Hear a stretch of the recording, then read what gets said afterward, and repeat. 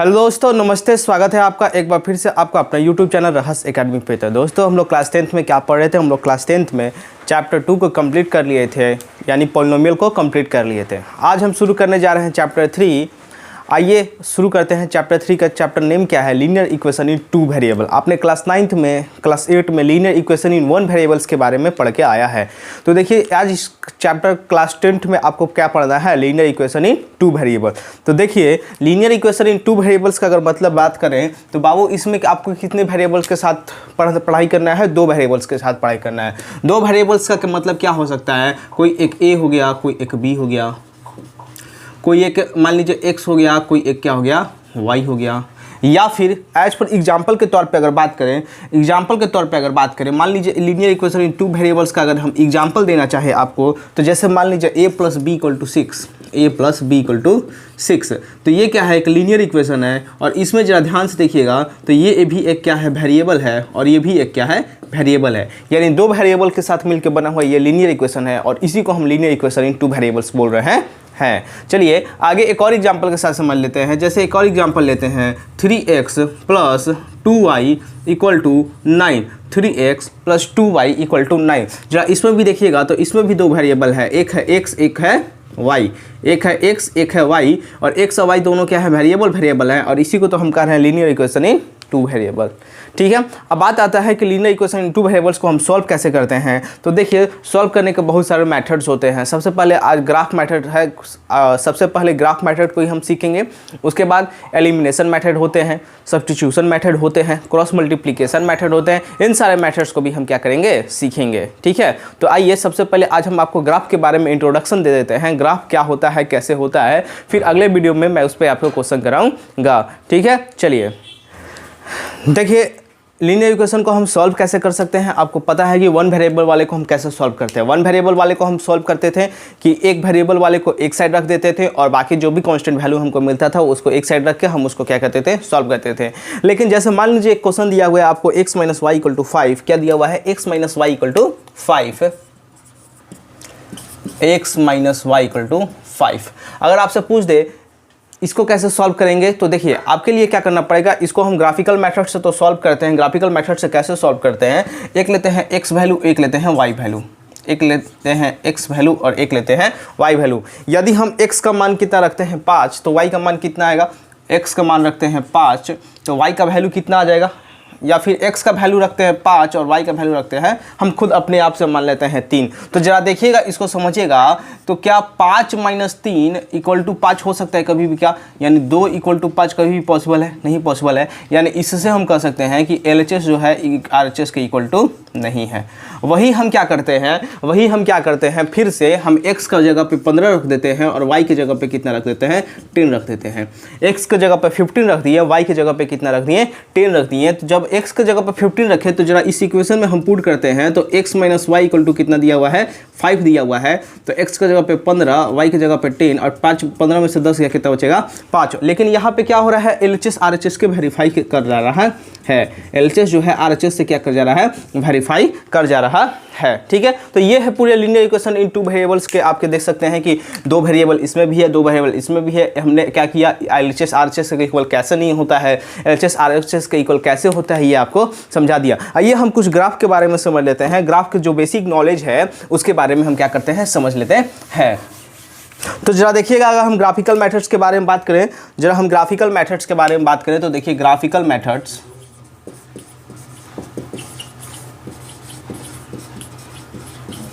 First हमको यही पढ़ना है, ग्राफिकल मेथड्स। तो ग्राफिकल मेथड्स के अगर बारे में बात करें तो बाबू देखिएगा, ये देखिए मान लीजिए कि कोई भी एक लाइन है, कोई भी एक क्या है? लाइन है।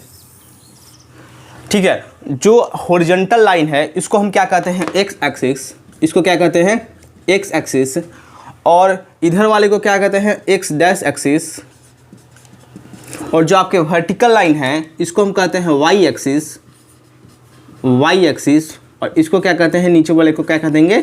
y' axis. ठीक है। अब देखिएगा, जैसे ही मैंने क्या किया, 2 लाइन को इंटरसेक्ट कराया किसी एक पॉइंट O पे, तो इस O पॉइंट को हम क्या कहते हैं? ओरिजिन कहते हैं। क्या कहते हैं? ओरिजिन कहते हैं। क्या कहते हैं? ओरिजिन कहते हैं। ठीक है। और जैसे ही मैंने ओरिजिन पॉइंट पर इंटरसेक्ट कराया, तो यहाँ 4 क्या बन रहे हैं, सेक्शन बन जा रहे हैं। एक सेक्शन इधर, एक सेक्शन इधर, एक सेक्शन इधर, एक सेक्शन इधर। तो इन चारों कह सकते हैं, इन चारों सेक्शन को हम क्या नाम देते हैं, हम नाम देते हैं क्वाड्रेंट। क्या नाम देते हैं, क्वाड्रेंट। तो ये है आपका फर्स्ट क्वाड्रेंट, ये है आपका फर्स्ट क्वाड्रेंट। उसके जस्ट अपोजिट वाला क्या होता है, सेकंड क्वाड्रेंट। बगल वाला, सॉरी, उसके जस्ट एडजेसेंट वाला क्या होता है, सेकंड क्वाड्रेंट। उसके जस्ट एडजेसेंट वाला क्या होगा, थर्ड क्वाड्रेंट। एंड उसके जस्ट कह सकते हैं कि अब एडजेसेंट वाला क्या होगा, फोर्थ क्वाड्रेंट। यानी किसी भी दो लाइन जब इंटरसेक्ट करते हैं तो एक्स एक्सिस और वाई एक्सिस इंटरसेक्ट करता है तो चार क्वाड्रेंट बनते हैं। एक होता है first, second, third and fourth. चलिए आइए फिर जरा ध्यान से देखिएगा। तो देखिएगा तो आपको पता है कि जीरो के राइट हैंड साइड में क्या होता है, हमेशा प्लस होता है। जीरो के राइट हैंड साइड में इधर वाले जो जितने भी नंबर लेंगे वो सब आप क्या लेंगे, प्लस लेंगे। यानी फर्स्ट क्वाड्रेंट में एक्स एक्सिस क्या होगा, देखिए लीनियर इक्वेशन को अगर लिखने के बात करें, जैसे मान लीजिए आपको लीनियर इक्वेशन इन दो वेरिएबल को दिखाना है तो इसको हम कोऑर्डिनेट से समझाते हैं। क्लास 9th में आपने कोऑर्डिनेट पढ़ा है कि किस तरीके से लिखते हैं। मान लीजिए कोई भी एक पॉइंट है ए और उसको लिखते हैं एक्स और वाई। ये x क्या है, जो नंबर x एक्सिस पे क्या कर रहा है, लाई कर रहा है। ये y क्या है, जो नंबर y एक्सिस पे लाई कर रहा है। ठीक है, ये x क्या है, जो नंबर x एक्सिस पे लाई कर रहा है। और ये y क्या है, y जो वही है जो नंबर क्या कर रहा है, y एक्सिस पे लाई कर रहा है। तो जरा देखिएगा, इधर भी क्या प्लस होता है और इधर भी क्या होता है, इधर y एक्सिस पर इधर भी क्या होता है, प्लस प्लस प्लस होते हैं। तो यानी फर्स्ट क्वाड्रेंट में जो वैल्यू होता है x एक्सिस का और y एक्सिस का, वे दोनों हमेशा किस में होते हैं, प्लस और प्लस में ही होते हैं। किस में होते हैं, प्लस एंड प्लस में ही होते हैं, प्लस एंड प्लस में ही होते हैं। कोई प्रॉब्लम समझ में आया। फर्स्ट क्वाड्रेंट जो होता है वो हमेशा किस में होता है, फर्स्ट प्लस एंड प्लस में ही होता है। जब सेकंड क्वाड्रेंट में आते हैं, सेकंड क्वाड्रेंट में आपको पता है कि जीरो से लेफ्ट जाते हैं तो क्या आता है, माइनस वाला आते हैं, माइनस वाले सारे नंबर आते हैं। और इधर ऊपर की तरफ जाएंगे तो ये तो प्लस वाले रहेंगे, ये तो क्या रहेंगे, प्लस वाले रहेंगे। तो इसीलिए हम कह सकते हैं कि सेकंड क्वाड्रेंट में जो एक्स एक्सिस का वैल्यू होता है वो निगेटिव में होता है। क्या होता है, निगेटिव में होता है। और वाई एक्सिस का जो वैल्यू होता है वो किस में होता है, पॉजिटिव में होता है। एक्स एक्सिस का वैल्यू निगेटिव और वाई एक्सिस का वैल्यू पॉजिटिव। क्लियर। आइए थर्ड क्वाड्रेंट से आपको समझा देते हैं। थर्ड क्वाड्रेंट में जरा आइएगा तो ये तो निगेटिव वाला रहेगा, अभी आपने पढ़ा। और जरा आइए जब बिलो द ओ जाएंगे, बिलो द ओरिजिन जाएंगे तो क्या होगा, वो भी क्या होता है, निगेटिव में होता है। बिलो द ओरिजिन जाएंगे तो वो भी क्या होता है, निगेटिव में होता है। इसीलिए हम कह सकते हैं कि थर्ड क्वाड्रेंट में जो वैल्यू होता है एक्स एक्सिस और वाई एक्सिस का, दोनों निगेटिव में होते हैं। दोनों क्या होते हैं, निगेटिव में होते हैं। फिर आ जाते हैं फोर्थ क्वाड्रेंट पे। जरा फोर्थ क्वाड्रेंट पर समझिएगा। फोर्थ क्वाड्रेंट पर तो ये जो आपको एक्स एक्सिस दिख रहा है वो तो पॉजिटिव में दिख रहा है, और इधर जो y axis below the origin है ये क्या होगा, निगेटिव में होगा। ये क्या होगा, निगेटिव में होगा। तो इसीलिए हम कह सकते हैं कि फोर्थ क्वाड्रेंट का जो वैल्यू होता है वो क्या होता है, वो होता है एक्स एक्सिस पे पॉजिटिव और वाई एक्सिस पे निगेटिव। समझ में आया। किसी भी दो लाइन को एक होता है एक्स एक्सिस, एक होता है वाई एक्सिस को हम जब कट करते हैं, एक इंटरसेक्ट कराते हैं किसी एक पॉइंट ओ पे, ठीक है, परपेंडिकुलर इंटरसेक्ट कराते हैं। ऐसा नहीं कि हम क्रिस क्रॉस इंटरसेक्ट करा देंगे तो हमारे ये सारे बन जाएंगे, नहीं। हम आपको हमेशा क्या कंडीशन लगाना चाहिए, परपेंडिकुलर इंटरसेक्ट करना चाहिए ओ पॉइंट पे। तो जैसे ही हम परपेंडिकुलर इंटरसेक्ट करते हैं तो वो जो एक्स और वाई एक्सिस का जो लाइन है वो चार सेक्शन में बदल जाते हैं, बट जाते हैं। और वो चारों सेक्शन का नाम क्या है, एक होता है फर्स्ट क्वाड्रेंट, एक होता है सेकंड, एक होता है थर्ड, एक होता है फोर्थ क्वाड्रेंट। फर्स्ट क्वाड्रेंट में जो एक्स एक्सिस पे जो वैल्यू होता है, वाई एक्सिस पे वैल्यू होता है, वो दोनों क्या होता है, प्लस होता है। और सेकेंड क्वाड्रेंट में जो वैल्यू होता है एक्स एक्सिस पे माइनस होता है और सेकेंड वाई एक्सिस पे क्या होता है, प्लस होता है। थर्ड क्वाड्रेंट में दोनों एक्सिस पे वैल्यू कितने होते हैं, माइनस होते हैं। और फोर्थ क्वाड्रेंट पे प्लस होता है और क्या होता है,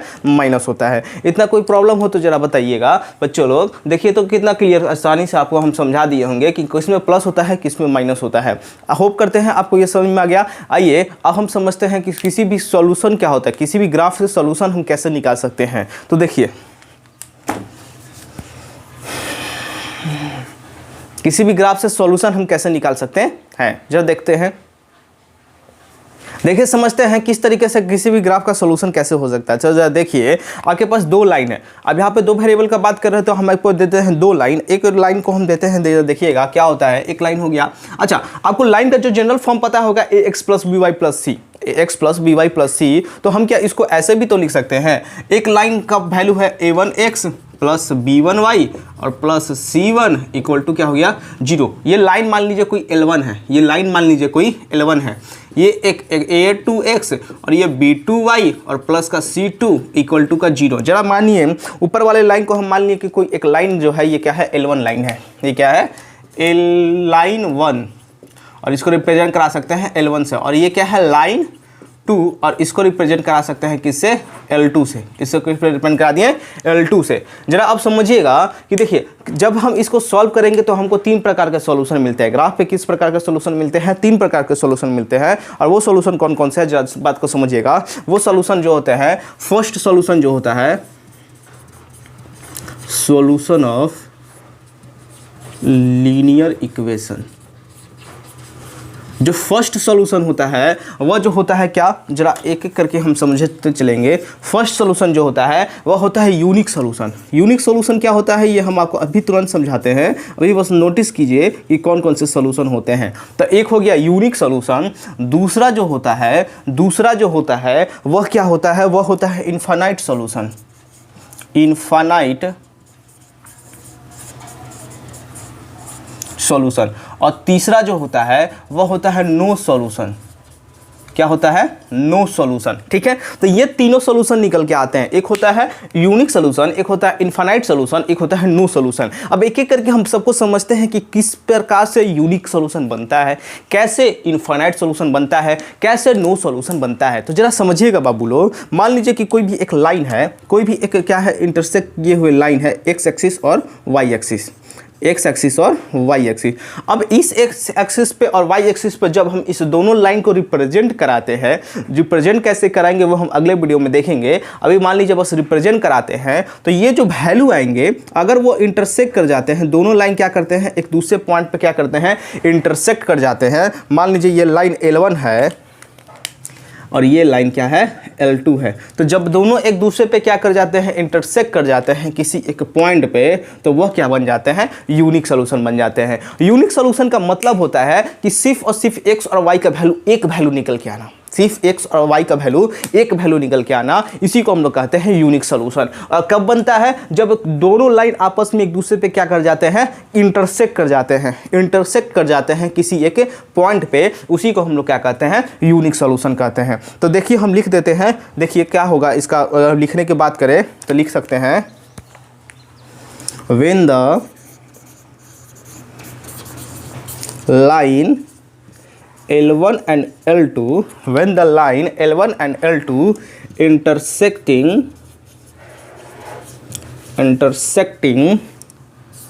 at a point, then unique solution, then कह सकते हैं then x and y have unique solution. Clear हो गया। यूनिक सॉल्यूशन कब बनता है, जब दो लाइन आपस में एक दूसरे को क्या कर सकते हैं इंटरसेक्ट करते हैं रिप्रेजेंट कराने पे। जरा आ जाइए इनफाइनाइट सॉल्यूशन के बारे में समझ लेते हैं। देखिए तो इनफाइनाइट सॉल्यूशन क्या होता है, अगर हम बात करें तो ठीक उसी तरीके से जैसे दो लाइन है, ठीक है दो लाइन है, ऊपर A1x एक L1 है एक L2 है, और हम क्या करते हैं उस दोनों लाइन को रिप्रेजेंट कराते हैं, उस दोनों लाइन को हम क्या करते हैं रिप्रेजेंट कराते हैं। तो जब दोनों लाइन को जब रिप्रेजेंट कराते हैं तो क्या होता है, जब वह लाइन एक दूसरे पे कोइंसाइड कर दे, कोइंसाइड का मतलब है एक दूसरे पे क्या कर दे ओवरलैप कर दे। ठीक है, जैसे अगर बात करें ये है, ठीक है, एक और लाइन बना देते हैं, इसी पर हम थोड़ा रेड कलर से आपको पता चल जाएगा। एक है L1 इधर, एक है L2 इधर, और दोनों आपस में क्या कर रहा है एक दूसरे पे कोइंसाइड कर रहा है, मतलब ओवरलैप कर जा रहा है। तो जैसे ही ओवरलैप करता है तो जो सॉल्यूशन बनता है वो क्या बनता है इनफाइनाइट सॉल्यूशन बनता है। क्या बनता है इनफाइनाइट सॉल्यूशन बनता है। तो क्या हो सकता है कि जब दो लाइन L1 एंड लाइन 2 एक दूसरे पे coincide with each other, then the x and y have infinite solution। ठीक है, देखिए क्या लिख सकते हैं, हम लिख सकते हैं when the line L1 and L2, when the line L1 and L2, ठीक है, when the line L1 and L2 coincide with each other each other, then x and y have unique solution. Unique solution नहीं, sorry, infinite solution, infinite solution. ठीक है, infinite solution भी हो गया। अब चलते हैं नो सोल्यूशन की तरफ। नो सोल्यूशन क्या कहता है, जरा समझिएगा। नो सोल्यूशन क्या कहता है, जैसे मान लीजिए कोई भी एक पॉइंट है, कोई भी एक लाइन है, हम उसको परपेंडिकुलर एक दूसरे पर इंटरसेक्ट करा रहे हैं, ये है एक्स और ये है वाई। जब कोई भी दोनों लाइन, ठीक है, लाइन L1 या L2, जब दो लाइन आपस में एक दूसरे के पैरेलल हो जाए, जब दो लाइन आपस में एक दूसरे के पैरेलल हो जाए, तभी क्या बनता है, नो सोल्यूशन होते हैं। एक हो गया L1, एक हो गया L2। ठीक है, जब दो लाइन आपस में एक दूसरे के क्या हो जाए बाबूलू, पैरेलल हो जाए, उसी को हम लोग क्या कहते हैं, नो सॉल्यूशन कहते हैं। तो लिख सकते हैं कि व्हेन द लाइन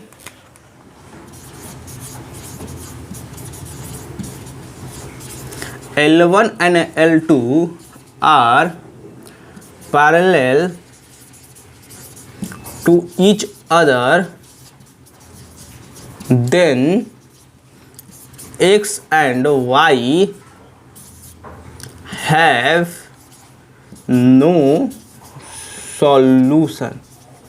ठीक है, तो देखिए क्या हो गया, देखिए एक बार फिर से ओवरव्यू दे देते हैं। एक लाइन L1 है, एक लाइन L2 है। ए लाइन L1 को हम कह रहे हैं A1x plus B1y plus C1 equal to 0, और A2 को हम कह रहे हैं A2x plus B2y plus C2 equal to 0।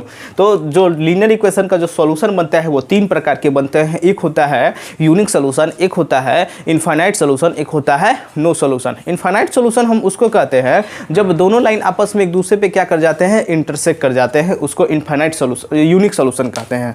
और इनफाइनाइट जब दोनों लाइन आपस में एक दूसरे पे क्या कर जाए, कोइंसाइड कर जाए, यानी एक दूसरे पे ओवरलैप कर जाए, उसको हम लोग क्या कहते हैं, इनफाइनाइट सॉल्यूशन कहते हैं। और ठीक है, और जब दोनों लाइन आपस में एक दूसरे के पैरेलल बन जाए, सेम डिस्टेंस पर सेम हाइट पे अगर बन जाए, तो उसको हम लोग क्या कहते हैं, नो सॉल्यूशन कहते हैं। तो इतने सारे क्या है इंट्रोडक्शन है किसके, हमारे ग्राफ के, ग्राफिकल मेथड्स के। हम आगे अगले वीडियो में हम क्या करेंगे, सॉल्व करेंगे किस प्रकार से ग्राफिकल मेथड से हम किसी भी सॉल्यूशन को निकालते हैं। ठीक है, तब तक के लिए आप इसको रिवाइज करते रहिए, बने रहिए रहस्य अकेडमी के साथ। वीडियो को लाइक शेयर एंड सब्सक्राइब करते रहिए। अगर कोई हमारे वीडियो पे नया आया है तो इस चैनल को क्या कर लीजिएगा, सब्सक्राइब कर लीजिएगा। धन्यवाद, थैंक यू।